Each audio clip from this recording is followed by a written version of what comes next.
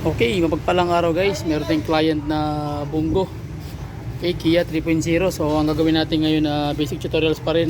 Mag-assemble ako ng engine. So samahan niyo ako guys sa simpleng tutorial, although hindi natin ma-videoan step by step. Mahalaga makuha niyo lang yung pagkakayari, yung basic pointers pa rin. Okay, so ano ito, Kia na Bungo 3.0. And then gagawin namin, ikakabit natin yung kanyang buong mechanism. So dinukot lang natin to, hindi na natin tinanggal yung kanyang engine block. So ipapakita ko sa inyo yung paano siya i-assemble. Okay, so simple lang naman to, basic lang naman to guys, pag medyo may alam lang kayo.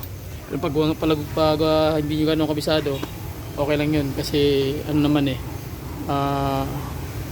kumaga nag-aaral pa lang na yung yung isip natin kung paano natin sistemahin yan, kung ano yung mga basic pointers na dapat natin malaman. Okay, so simulan natin. So let's start, let's do it. Okay, so una natin gagawin guys, mag-set up muna ako ng piston ring. So pag bibili pala kayo ng piston ring, kailangan Japan brand yan, either TP o NPK. So yung mga brand na Japan, yung TP maganda rin yan, saka yung RIK mas matitibay yan guys. Ito mahal to, nasa mga 3,000 plus ito, 2,900 yata ito. Yan, yung yan. So set up ko muna yung mechanism niya. Hindi na kami papalit ng conrod bearing dahil nagpalit na ako nito. Hindi ko lang na-video nung nakaraan. Dinukot ko pa rin to Okay, kasi nga ang may-ari nagmamadali, so kailangan din na dukutin na lang. So wala ibang way para is dukot. So although mas maganda yung pull out, pero pag pinull out mo kasi yan, ang mangyayari diyan malaking trabaho, yung oras, time consuming. Pero ito kasi mabilis ang gawa lang ito.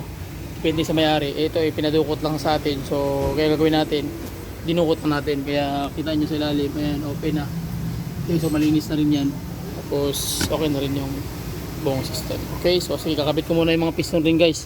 Pag nakabit ko na yan, balik ako. Okay, sige.